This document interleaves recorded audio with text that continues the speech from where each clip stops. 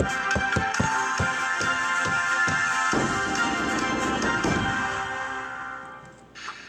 7:37, very nearly. You're watching and listening to Breakfast with Stephen and Anne.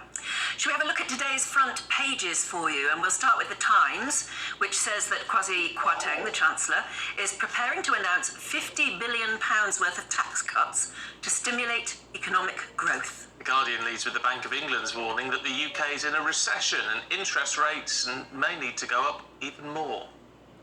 And the Daily Mail there says the Chancellor will announce the biggest tax cuts in 30 years, exclamation mark. The Eye has the Bank of England's decision to hike interest rates yesterday.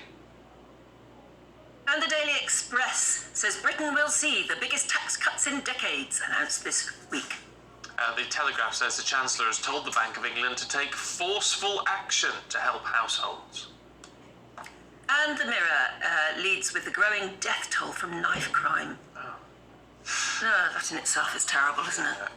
Well, look, let's go through the papers. The author and academic Joanna Williams and our very own business and economics editor Liam Halligan. Morning to you both. Liam, let's start with actually looking at the Times and the ban on fracking, the moratorium, which was lifted yesterday. It's a news tsunami, isn't it? Of course, so far this morning we've been talking amidst the showbiz and the sport mainly about the mini budget that will be happening at 9:30, and we'll have special programmes on that. But within the Times, there's a story about the moratorium being lifted on fracking. That's the controversial method of extracting gas from shale rock deep underground. Explosions underground to extract that gas. They've been causing earth tremors. That moratorium on fracking came in November 2019, just before Boris Johnson went for a general election. He thought that would be popular with environmentalists and particularly younger voters. Liz Truss is now lifting that ban. There's a row, though, as ever, about whether or not there should be local consent, particularly near Blackpool, where Quadrilla, the main fracking company, or one of the leading fracking companies, has two wells pretty much ready to go. The CEO of Quadrilla, Francis Egan, told me a couple of weeks ago that could happen within 6 months, as long as those local consents are there. So the general legal moratorium has been lifted. We still need local consent, and a lot of local MPs, it must be said, not just Labour MPs but Tory MPs as well, are expressing umbrage, as they do in this Times article, as they did in the House of Commons yesterday. But the climate has changed, if you like, hasn't it? The political and social economic climate has changed.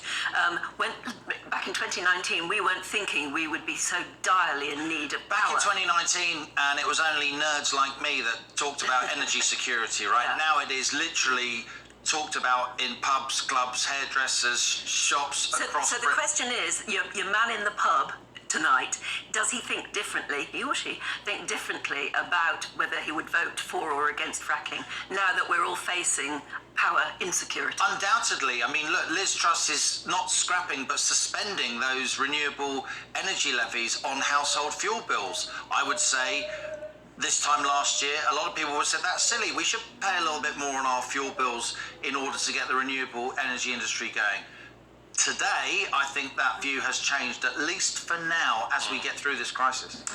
Let's have a look at the Times, Joanna, and the morality police, which actually exists in Iran. Absolutely, yes. I mean, we've obviously been focusing, understandably, on what's going on in this country so far this morning, but this is a big story that's brewing and has been brewing for some time now in Iran.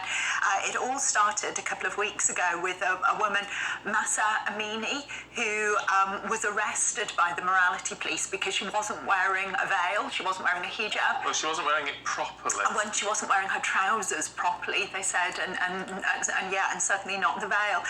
And I mean, the very fact that she was arrested for that should shock us. I mean, the fact that there are rules about what women can wear to the extent of dictating how they should wear their trousers.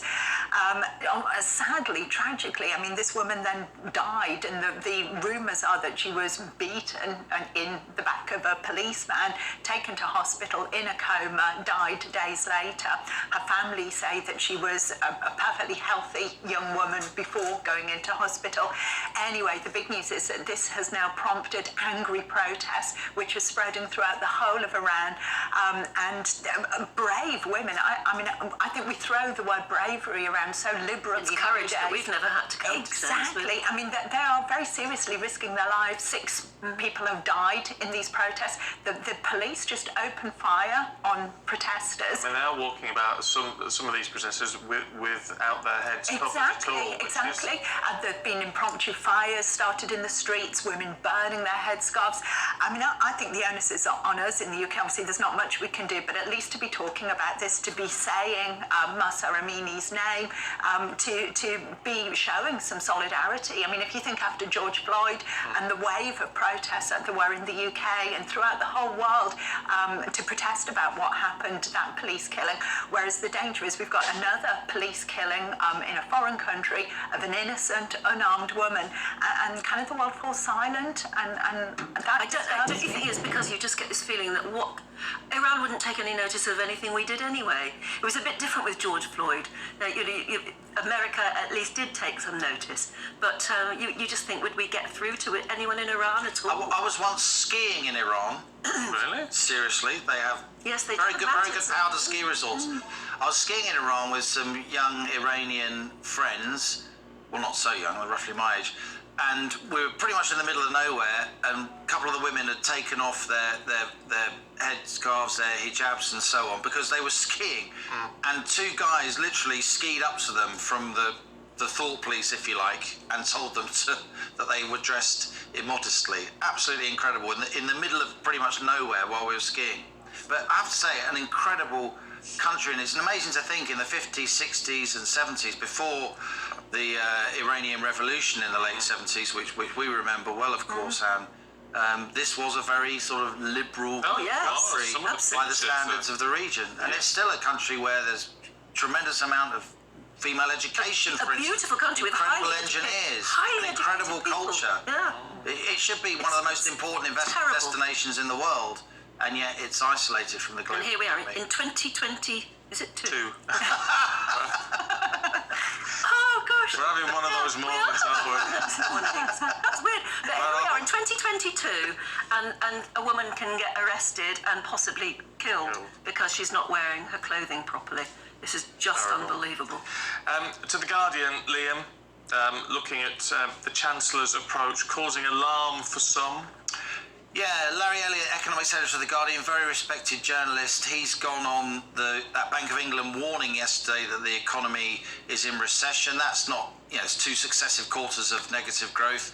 These Bank of England estimates for the 3rd quarter, they're saying the 2nd quarter, the economy contracted. They're saying also in the 3rd quarter.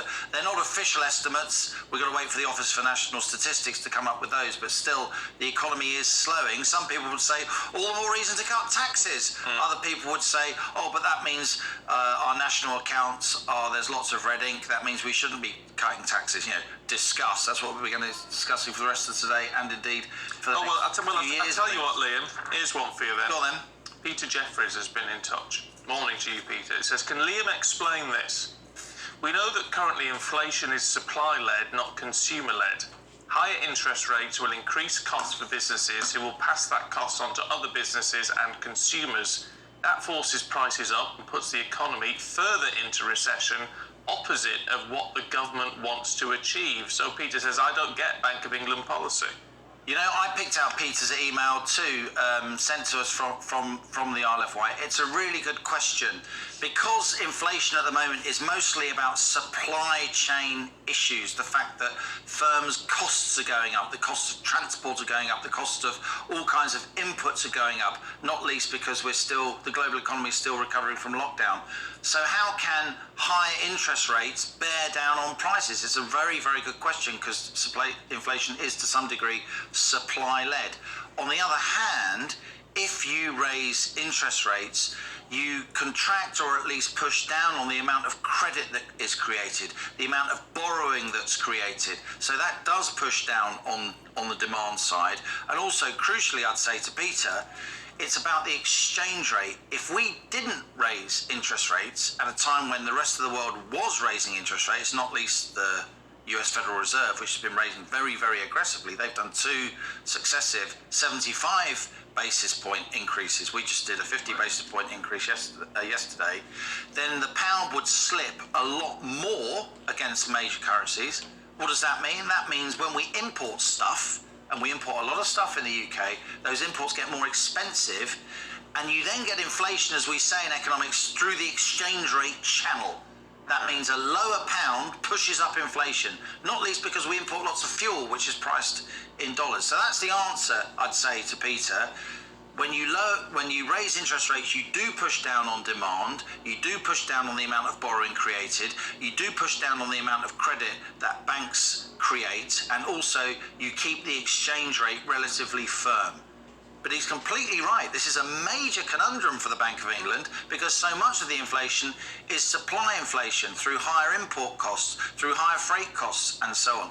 And this is the Bank of England's main defence for why it didn't start raising rates earlier. So Peter's really put his finger on something very, very important and something that we don't often unpack on television. Yeah, no, it's very interesting. Thank you, Peter, for that. Meanwhile, Joanna, this interest rate hike is it's pointed out in the eye, for those of us who have a mortgage or any sort of debt in that sense, it's going to cost us. No, and obviously a lot of the talk this morning has been about tax cuts, where people are going to be getting more money, but the impact of the interest rate hike yesterday will really hit people with mortgages. I mean, particularly, obviously, people on variable rate mortgages. If you're on a fixed deal, then you're going to be okay for a few months to come, although the shock will just await you. But the eye says that 2 million people, around 2 million people... Well, if you just read that headline, average mortgage payments to rise by up to £273 a month.